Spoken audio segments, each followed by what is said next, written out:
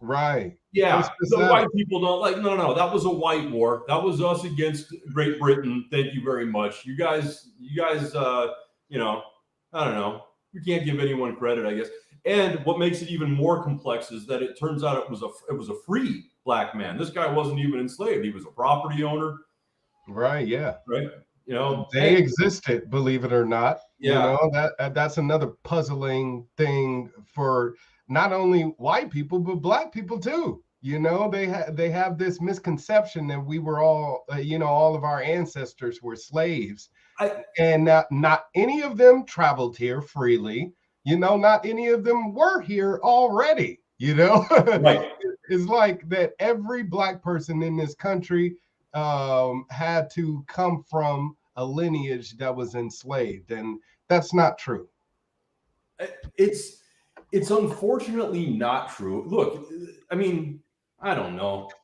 I feel like as a white guy, I should probably keep my mouth shut a little bit. Well, you're here for the white guy perspective. You got to give them what they want. Dude, I think I might be like black on the inside. I don't really have a white guy perspective. It's like history either happened or it didn't. Mm-hmm.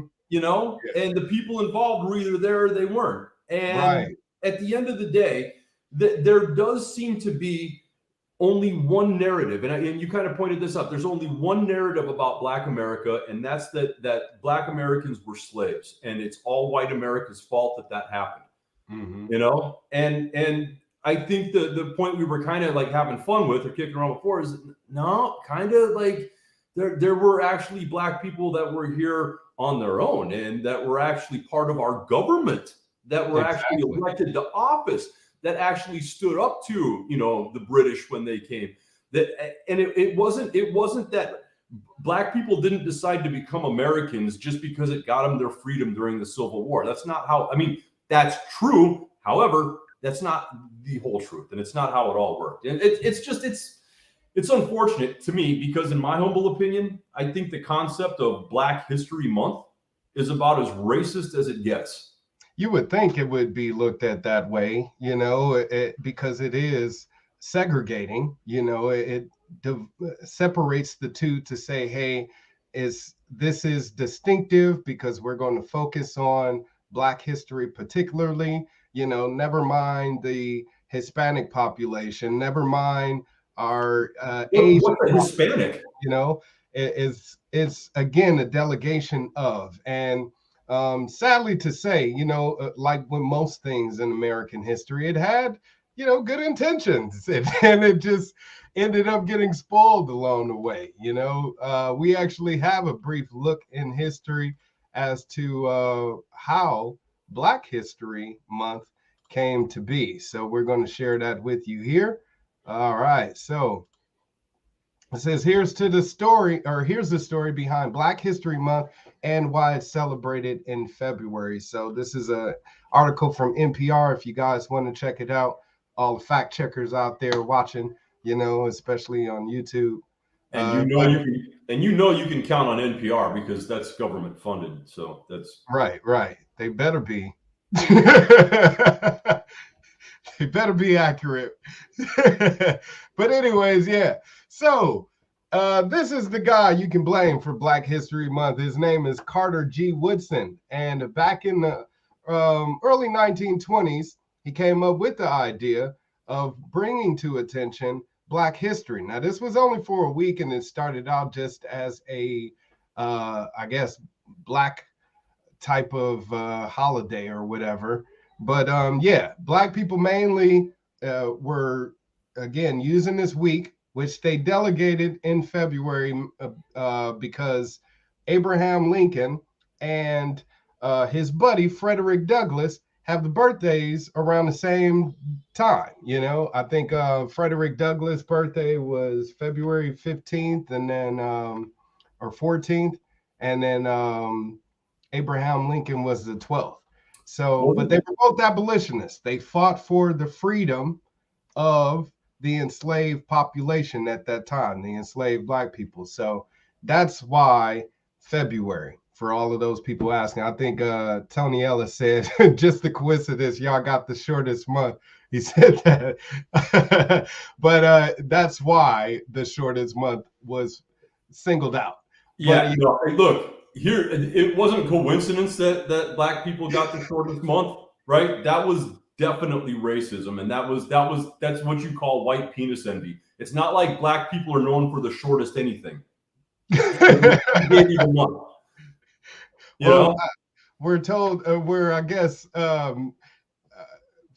figured out to have the lowest attention span or lowest intelligence and all of this other stuff, so we have a low IQ, and I guess we don't have the intelligence to read. That was one of the bigger problems, back when there were enslaved black people in this country. But yeah, so Carter G Woodson here came up with the idea, and it expanded. It says Woodson's goal from the very beginning was to make the celebration of Black history in the field of history a serious area of study, which we now have throughout high schools and colleges throughout the country.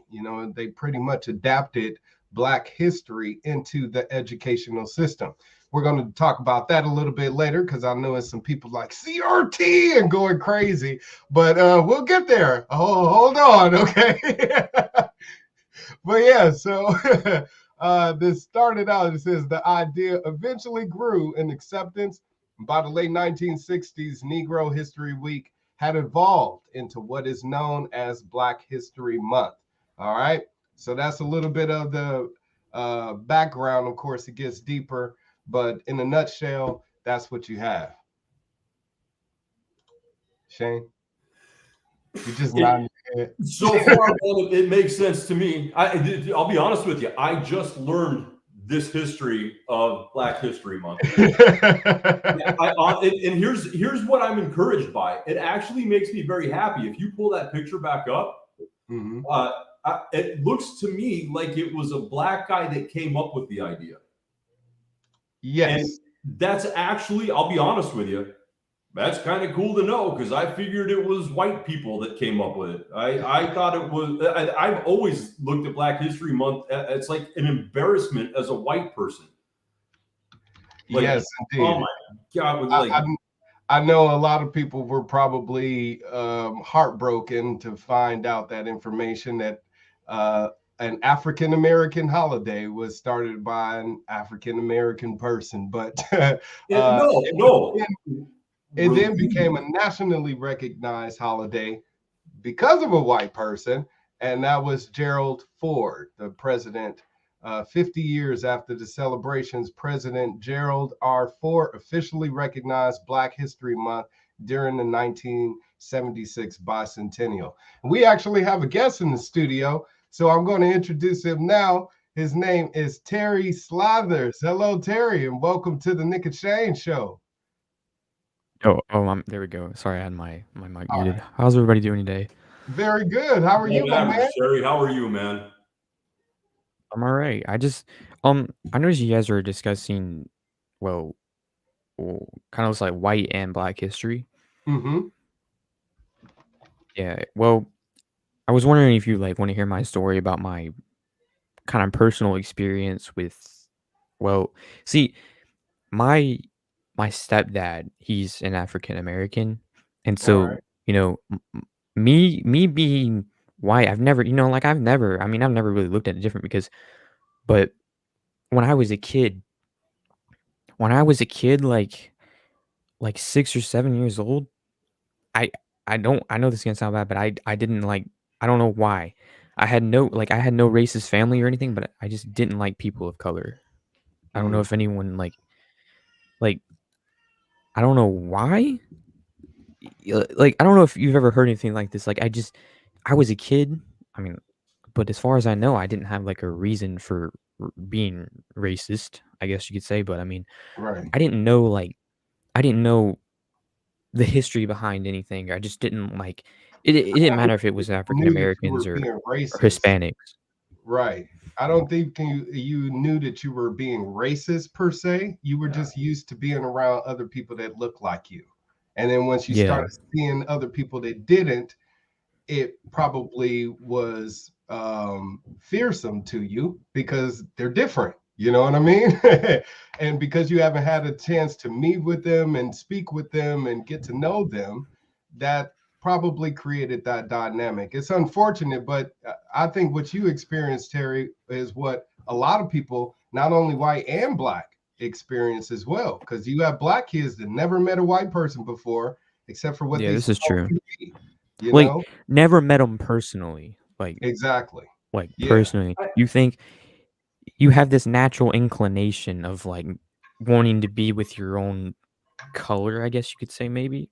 I don't know. There's not much. I've done reading, but there's just not much research on it. Like, or not. I mean, and how you can't really research on something like you can't be in the mind of a child again. You know what I mean?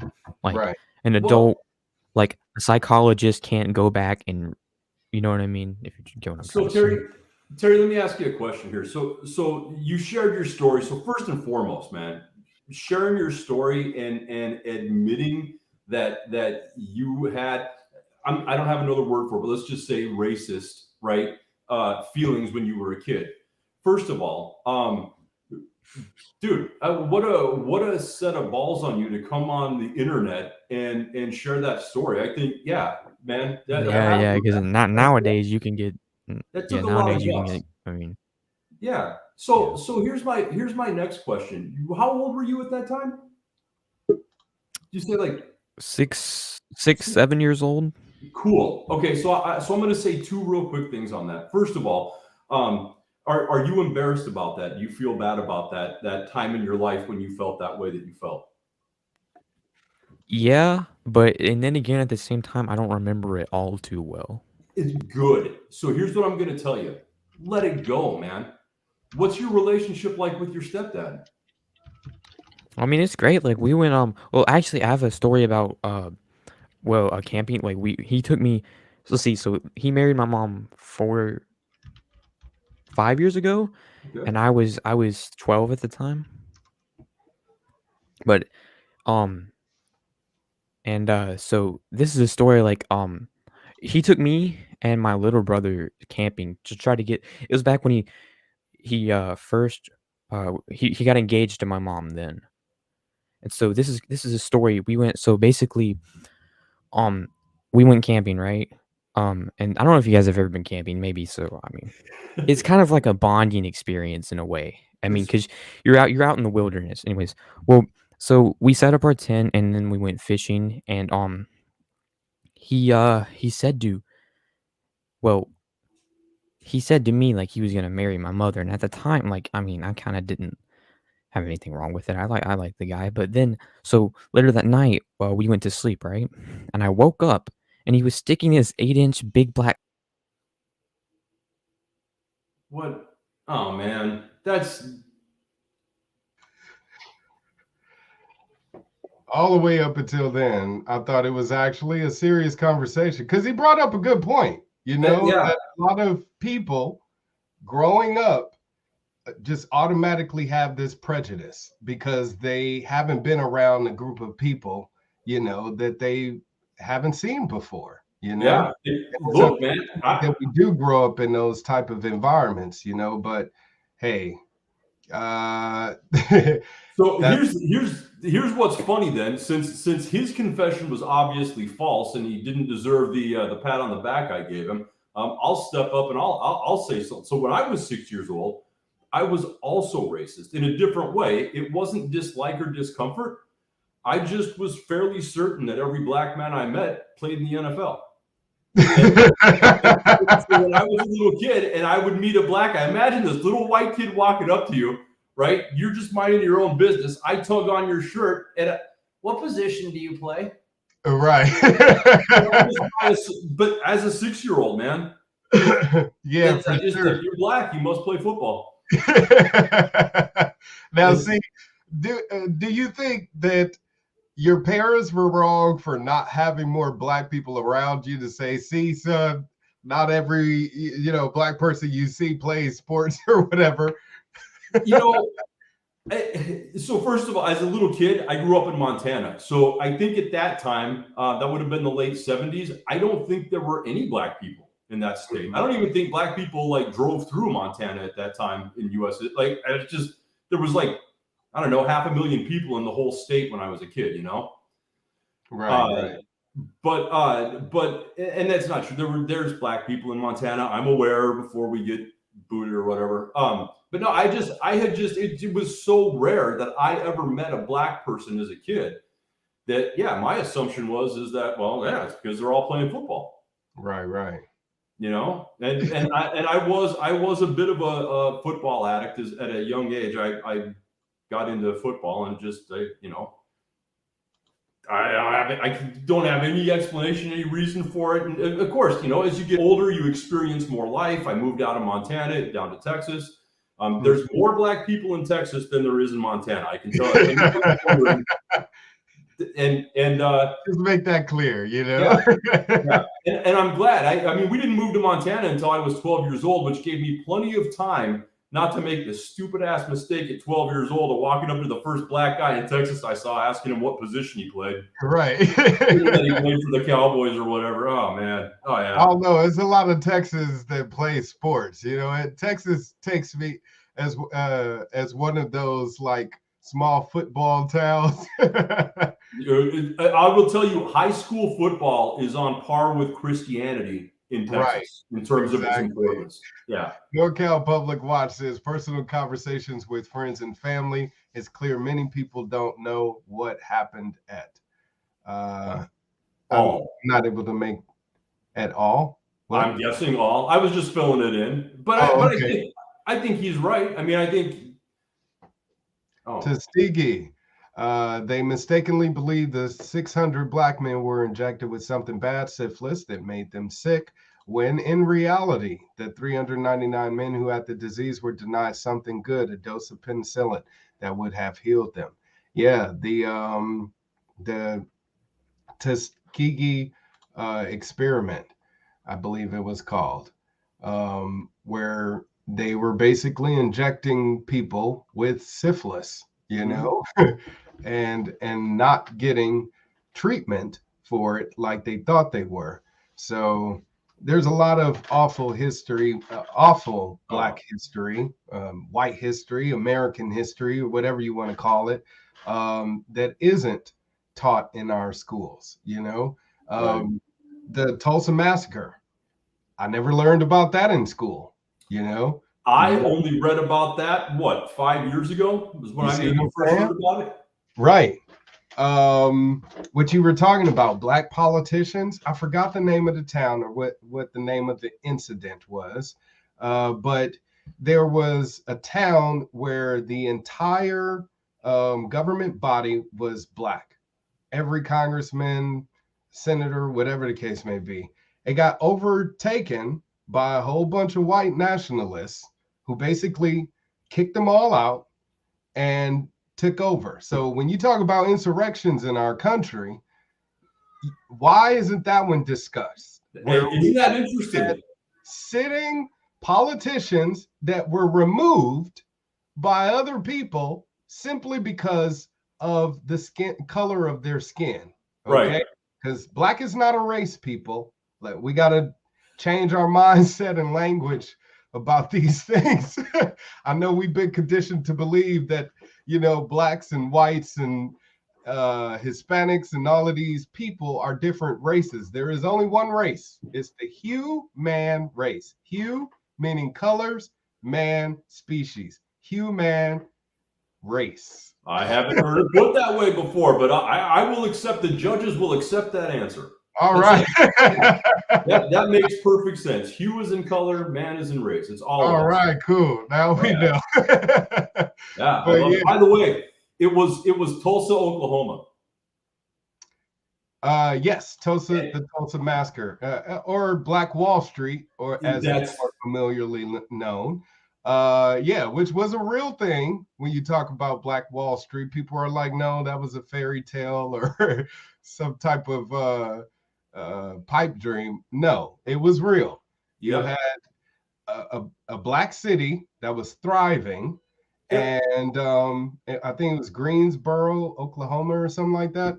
I don't remember. But yeah, they had a thriving economy, doctors, banks, grocery stores, you name it, everything Black owned. And I don't know what happened or why they felt like this needed to happen, but shortly after the Reconstruction period, this town was declared as basically an unlawful assembly, and they sent in KKK members and the National Guard at that time, sent in to remove all of the people from that area. They were killed, they were raped, they were exiled, Yeah. And pretty much, again, all of the wealth that was there was taken from them. And our government has it now. So when there's a call for reparations by people that have a valid claim for restitutions, which I would agree, Wilmington, thank you, TJ, Wilmington.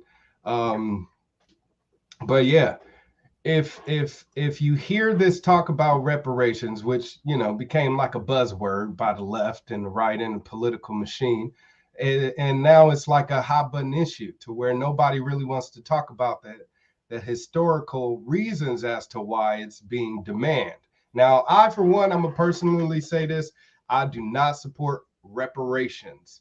What I do support is restitutions, and I have to explain this to people.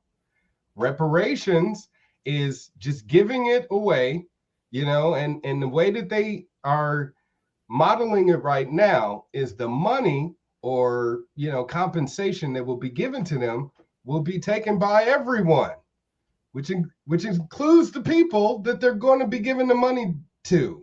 So that makes no sense. It's just like a double, triple tax on top of the taxation system that we already have. Why take money from me just to give it back, by way of reparations? I would rather me just keep my money. You go find the specific people, guilty of such tragedies. You find them and then give me what they got.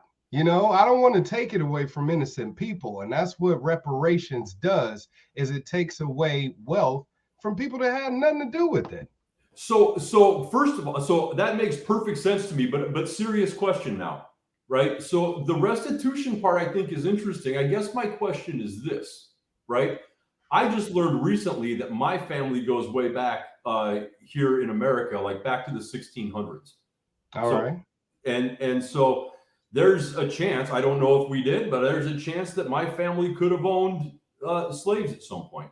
Right. Do we take it from me? Do you have it to give, Shane? Not without violence. You're not a Rothschild, okay? Yeah. You're not a DuPont, Yeah.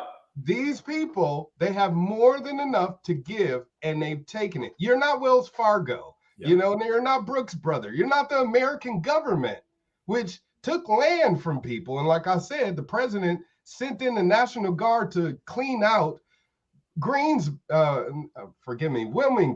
Thank you, TJ. I'm keep saying Greensboro for some reason. I don't know. But Wilmington. And also with Bruce's Beach in California. This just happened recently, where the Bruce's Beach, it's a very popular beach in California. Okay. Very expensive because it's in Manhattan Beach, a very prominent beach area, coastal area in Southern California. Well, come to find out, back in the 60s, the Bruce's Beach belonged to a Black family who had it taken away from them by the taxation system or whatever the case may be, and gave it to some white landowners for pennies on the dollar, and that's how they ended up taking this expensive as property. Well, we got my man TJ Sheldon in the house. TJ, welcome. Hey, what's up, gentlemen? How you doing? Good to see you. Yeah, Wilmington, late 1800s. That's the one that they were elected and overthrow. Tulsa was where the young man in the elevator supposedly assaulted the chick, and that's what started The Tulsa Greenwood Black Wall Street was a quick elevator operator, supposedly getting bothered by somebody who rode the elevator. Wilmington was the one where they overthrew the elected officials. Wilmington. Thank you very much. Is that Wilmington? Is that North Carolina? No. Wait a minute. No. Yes, Wilmington, North Carolina. Yes. Yeah. The other Wilmington's Delaware. Okay. Yes, you're right. So cool. My mom lives right by Wilmington. So, Mom, if you're watching, go down and check out some Black or not Black history just down the road. Yeah. I don't know if they have a memorial for that or any type of information. Yeah, it's called the Wilmington Insurrection of 1898. When there you go. When white supremacists overthrew a U.S. government. And there they are, pictured with their guns that they, overtook from sitting elected officials, okay, or elected representatives. So thank you for clarifying. We were just talking about Bruce's Beach and what happened with Bruce's Beach. Hey, good for that. What you know about that Bruce's Beach deal? I know a lot of people are afraid of people getting their land back, but the reality is, like you said earlier, people look at like color and think race, and that just totally misses the reality of the truth of our history. So I'm a fan of that. I think when you talk about reparations or restitution, you know me, I'm all for that land release factor, and think that you don't need to consider like reparations specifically from individuals, but how about from our federal government, who still owns over half of the 9 western states, giving away land to guys who look like you, Nick, being as they gave it away to guys that look like me in the founding. Right.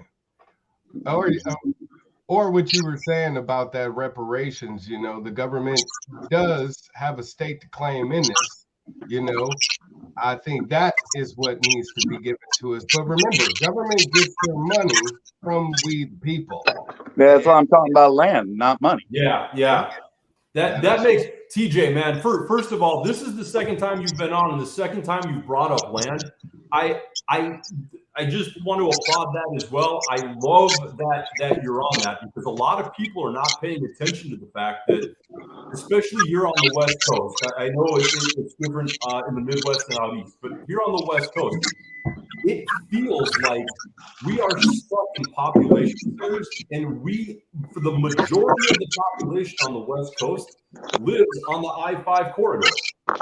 It's like there's 50 miles to the east, 50 miles to the west of I-5, and it's like the entire population from Seattle down to San Diego is in that strip. And the rest of the freaking land is owned by the federal government.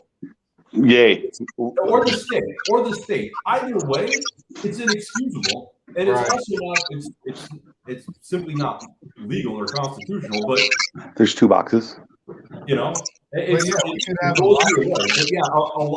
think a lot of restitution could come from giving land. Yeah, build some Barcelona type cities. Like copy Barcelona, build some Barcelona type cities.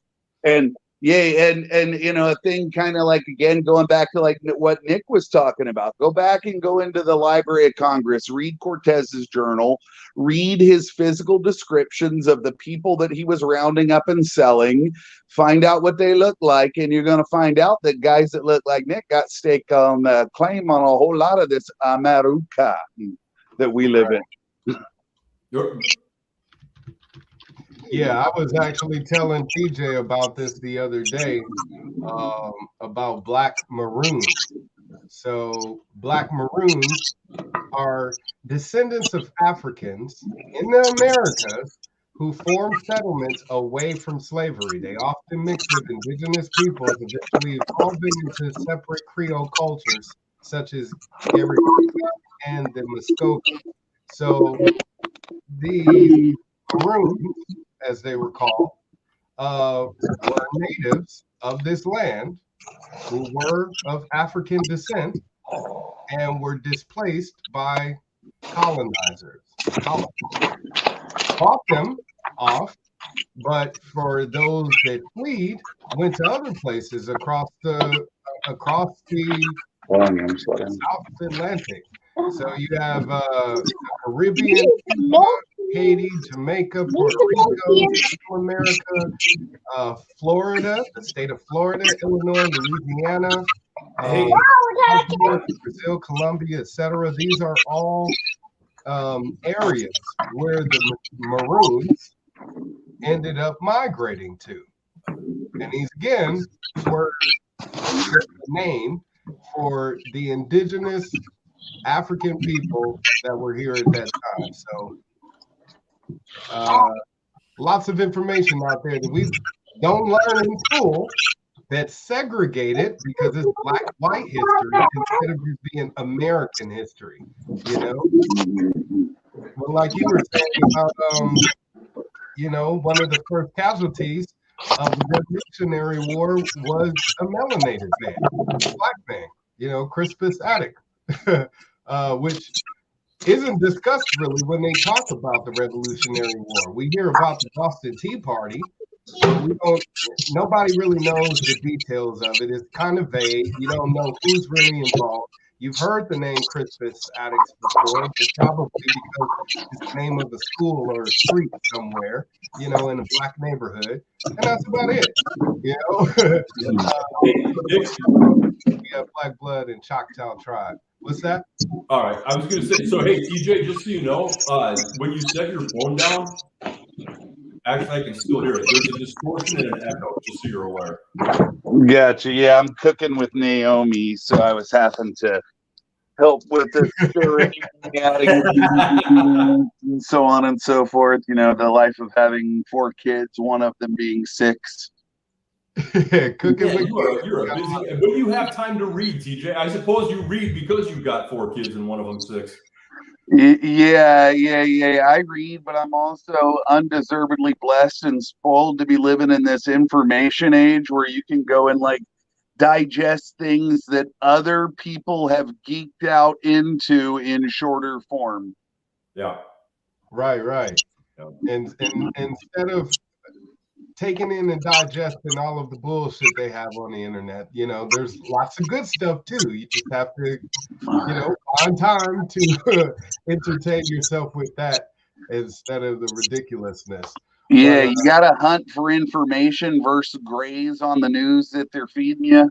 Oh yeah. Right. Yeah. Well, yeah, I did want to circle back to the whole reparations thing because there are broken promises, I believe, under the Emancipation Proclamation about that. Mule. Now, what? You mean not every black person has 40 acres and a mule? Right. Well, remember, the American government has millions of acres of land that it could simply give away, you know, and through that federal land release. But we'll have to arrange a call to action for that. But how long will that take before our legislators actually allow it? You know what I mean? Again, honoring a treaty commitment. And it won't be until after we make them afraid of us by uniting cross-culturally and telling them they don't have a choice. Yeah. I think it would be hard-pressed to find a lot of non-melanated people to support that, simply because they feel like there's a warring going on in this country between blacks and whites, like the whole CRT thing. You know, if we really want to talk about history in our educational system, then I think we should do it fully. But because of the distinction and differentiation between black and white history, we don't have that. So now we have this whole CRT thing, which a lot of people on the far right are upset with. So they don't understand it, but a whole lot of people on the left don't understand it either. Like, break it down. That's the truth. Break it down. What is it? Well, I mean, it's something very simple. It's a collegiate level thing to say that if you really want to examine the problems in society, you have to critically talk about race. Okay. So due to that understanding, 100% true. yeah, I would say due to that understanding, when it comes to a parent having their child be educated, why would they argue against that? Well, they get it confused because, like, my daughter does PBS and does Brain Pop and so on and so forth, and they teach about like Martin Luther King and Rosa Parks and Jackie Robinson and like all kinds of black leaders of past and so on and so forth, and they think that that is CRT, but there's nothing critical about what they're teaching the kids. It's just facts. Right. I would say that I'd be critical, like in the lessons that they give my daughter about Martin Luther King. They say a very, very long time ago, instead of saying a man whose sister is still alive. And children. One of my favorite things raising my kid was I think it must have happened in February, I guess Black History Month, but he came home and he told me what he learned about Martin Luther King, which is that Martin Luther King was actually the savior of America. He actually saved America. And I said, well, what did he save it from? And he said, I don't know. I just know he saved it. So here's the problem that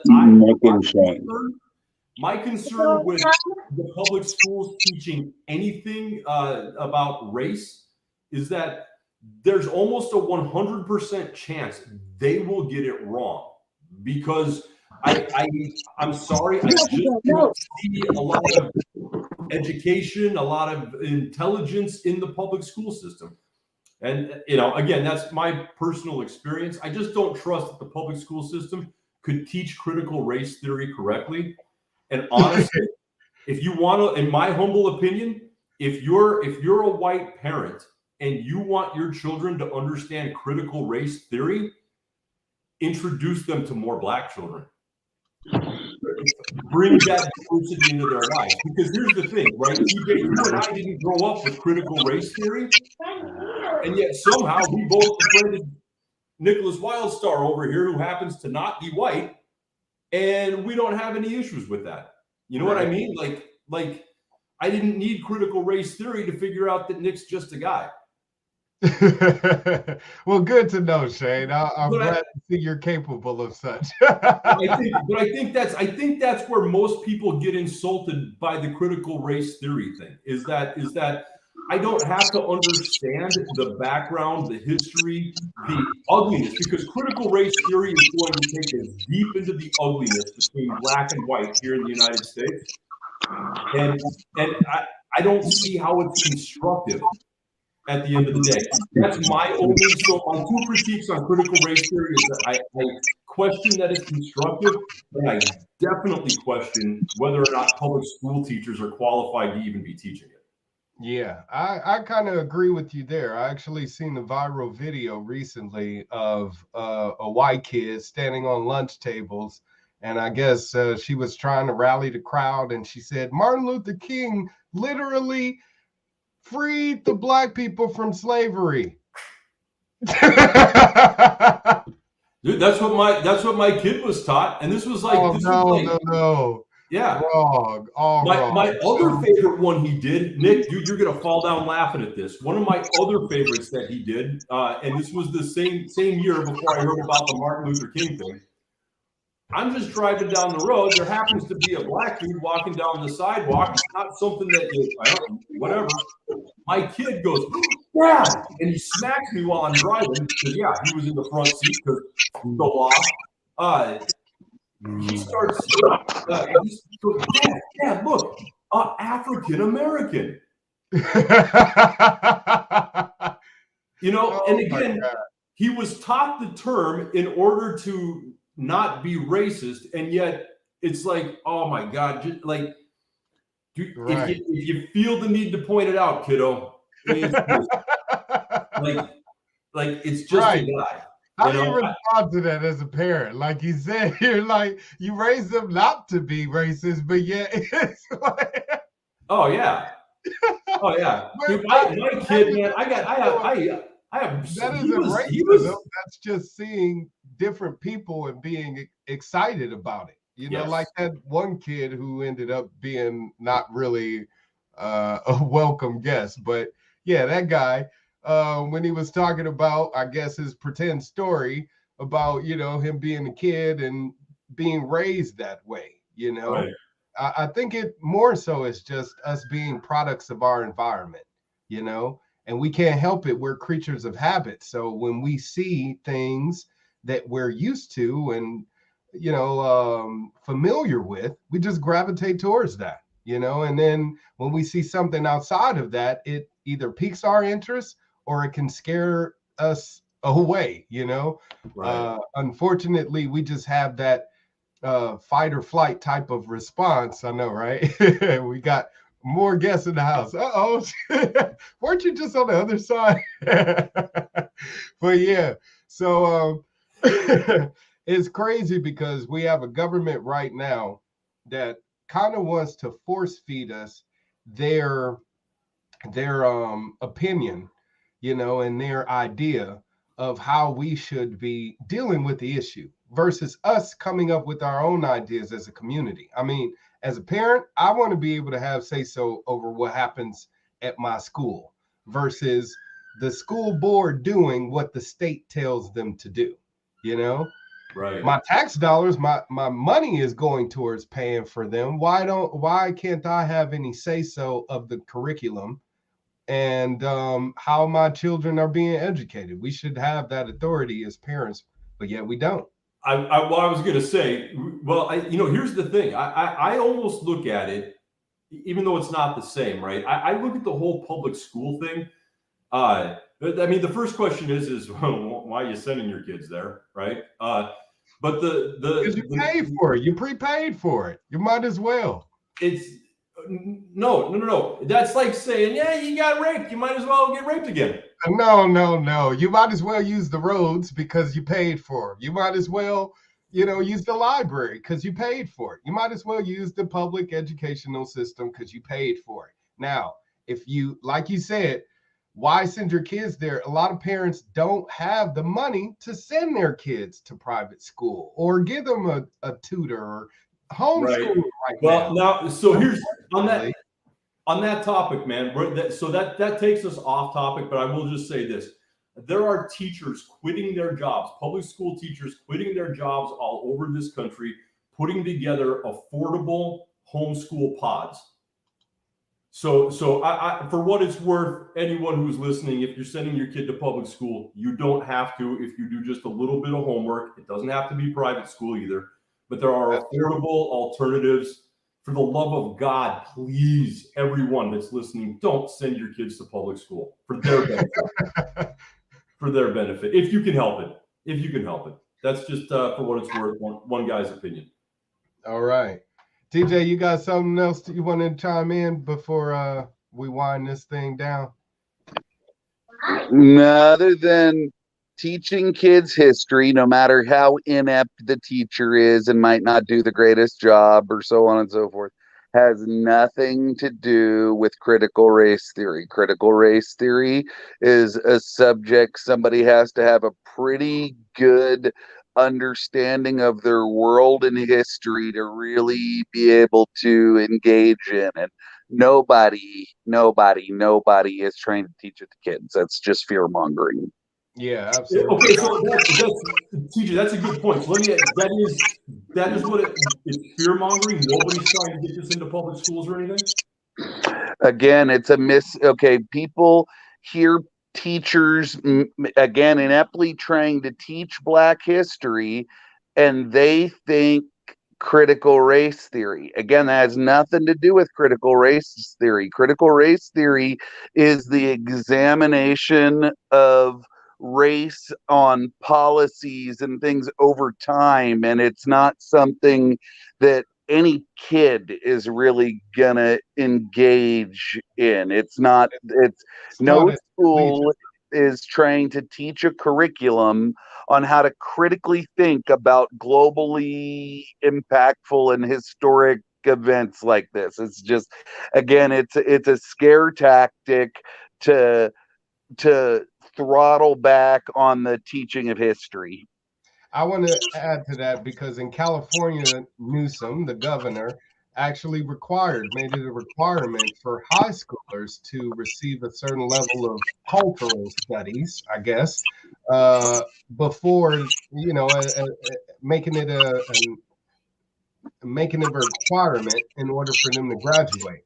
So I don't know if that includes just Black history or, how is it modeled in our California educational system. But when it comes to, I guess, people's perception of what Newsom has proposed and what's going on with this whole CRT thing, is it's a relation of the two. So you have parents up in arms saying, I don't want CRT taught to my kids in grade school, Yeah, neither does anybody else because it's above their education level. Look, exactly. I think the critical race there, I think the key word there is critical, as in critical thinking. Yeah. I think that if you're going to have that conversation, ultimately, critical race theory is not going to lead us to a single conclusion, right? I think that at the end of the day, right, if we're going to think critically about things, and we're going to be open and honest about it, and we're going to examine the fact that we all have different perspectives, different understandings, different everything, right? Culturally, we're different. I think critical race theory can explain some things. What's that? I think critical race theory can explain some things. I don't think it can explain why a racist is a racist. No, but it can explain why macroevolution made it as the primary scientific story for our origin in the schooling systems in the United States, because it was a scientific ideology theory that was coming out in the same time as Wilmington getting overthrown, and just ahead of us tossing a whole bunch of cities where a bunch of free folks had started to really produce and work good together. It ensconced an ideology that those people needed to be managed. And if it wasn't for the ethno-majority being white, it would have never made it as the primary scientific thesis in our school. And that's something critically you could look at and say the only reason that made it in there and is still in there is because it teaches a thing that your real, like, quiet intellectual racist still believes, and that's that I'm further evolved than you, Nick, so therefore I must have a higher IQ.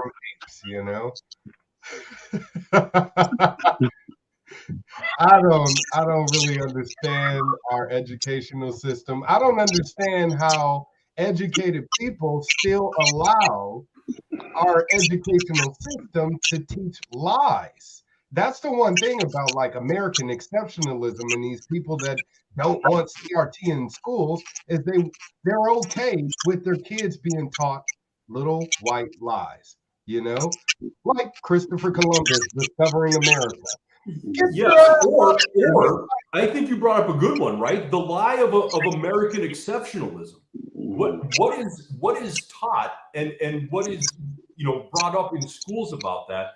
It's not that we're exceptional because we're Americans. It's not like you're born into exceptionalism, and a lot of kids walk out of school thinking like, "Oh, I'm an American. I'm exceptional."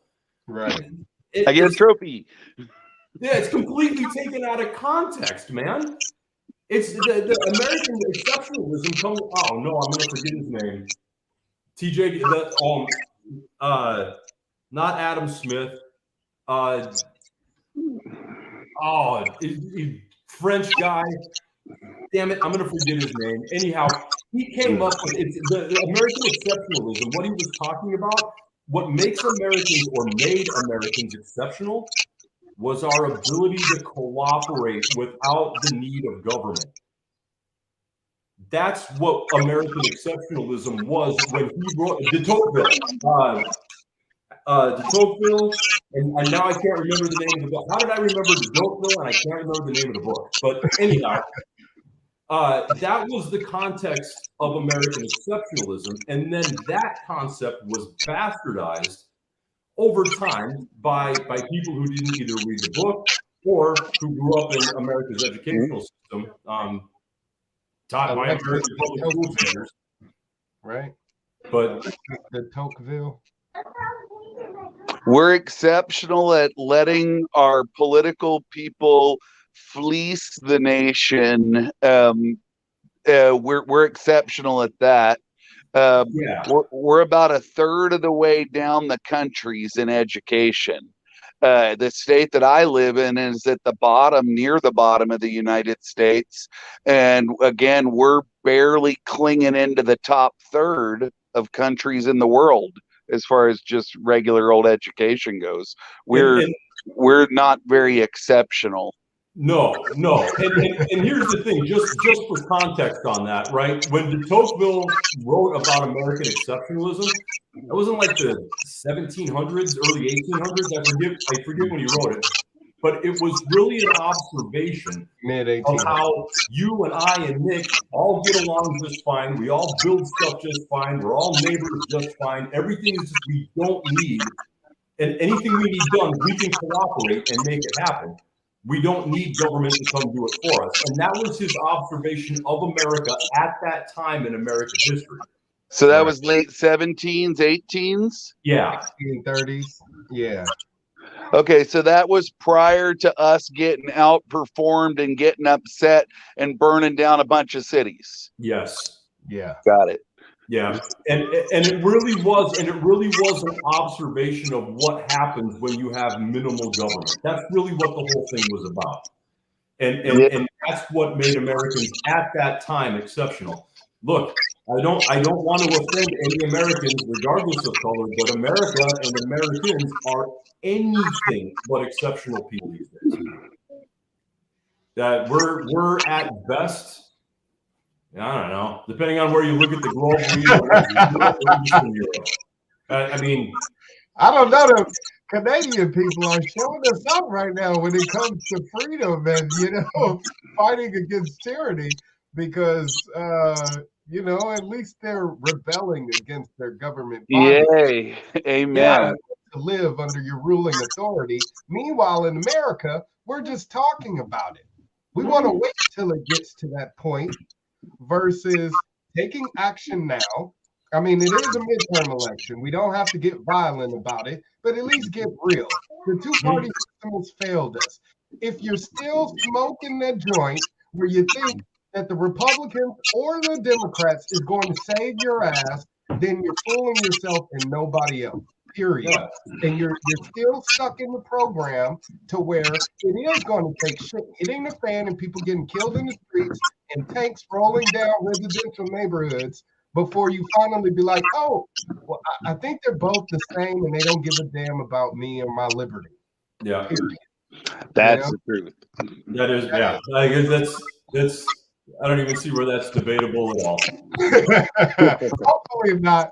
We'll probably get some comments on this video, I'm sure, based on all of what we talked about. But TJ, I'm gonna let you get out of here, man, because we're gonna wrap this up. But thank you so much for being here with us, dropping knowledge as always, and hopefully you'll come back again soon. Yeah, thanks for having me. Y'all have a good evening. Yeah, TJ, man, it's always great. Thank you. All right. Well, Shane, I think this one is another one for the history books. Speaking of no pun intended. Right. For sure. But yeah, we covered a lot, man. I think we didn't get to talk about the most important thing, which is the money, our economy, and how it affects us all, and how we can create a new economy, off of crypto. And that's what we try to tell you guys about. That's why we want you to head on over to breadcrumbnft.com. Please join our whitelist. We're trying to get rich off of crypto. We're trying to make you rich. We get rich, everybody get rich, okay? Except for the rich people that are already rich enough. They don't need Yeah, any more damn money. if you have a lot of money, you can't buy one. That's the rule. Right. That's not true. That's not true.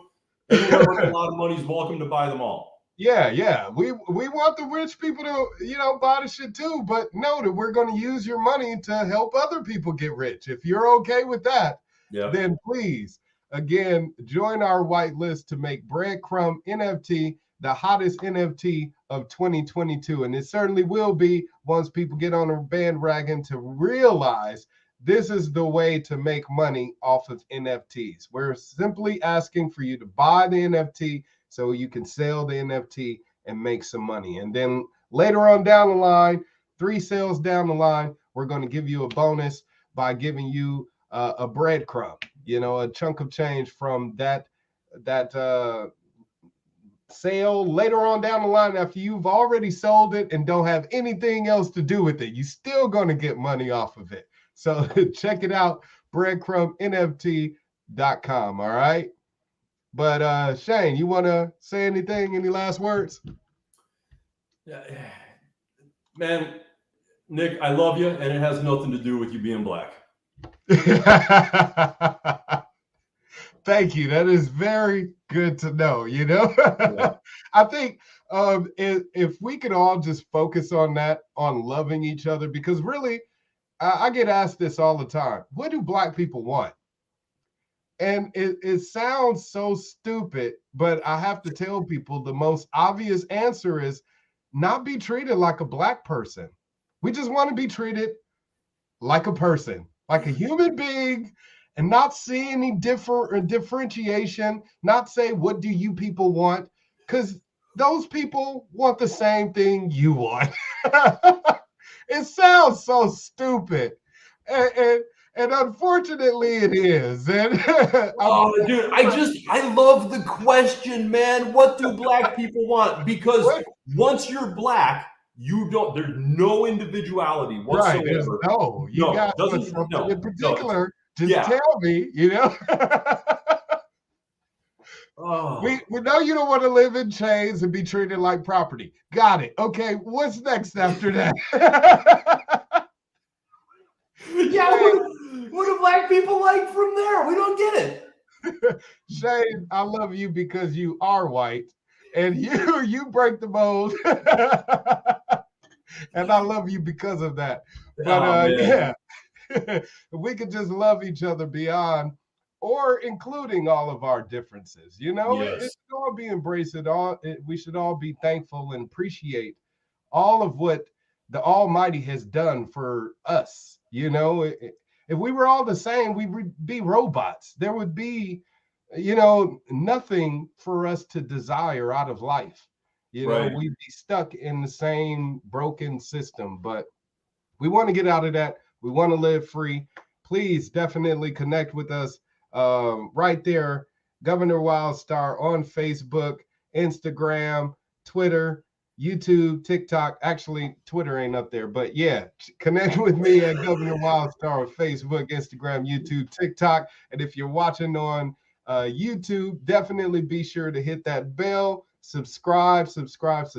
We need for you guys to stay in the loop of what's going on, because Shane and I got a lot up our sleeves, and we want you to be a part of it every step of the way. So hit that notification to subscribe, so you can get updates, okay? And share this video, comment, all that good stuff. We need the love us, Comment, and then next week, join the show.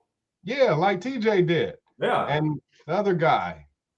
But the other guy's not welcome back, whoever that guy was. Like that guy, yeah. Tony's jumped on, Mandy's jumped on. Has Tony jumped on? No, Tony hasn't jumped on yet. I better hit that link next time. But thank you to all of the people out there that did drop comments. We truly appreciate you. Yeah. Even if you didn't jump in the studio, thank you for commenting. Thank you for your questions. And definitely be sure to come back next time on the Nick and Shane Show. We up out of here, right, Shane? Peace.